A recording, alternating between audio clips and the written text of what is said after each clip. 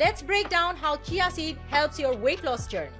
Number 1, চিয়াতে আছে high fibre content. 2 চা চামচ চিয়া সিডে আপনি পেয়ে যাচ্ছেন 10 গ্রামের মতন ফাইবার। যখন এটা পেটে যায় সে কিন্তু সাইজে আরো বৃদ্ধি পায়।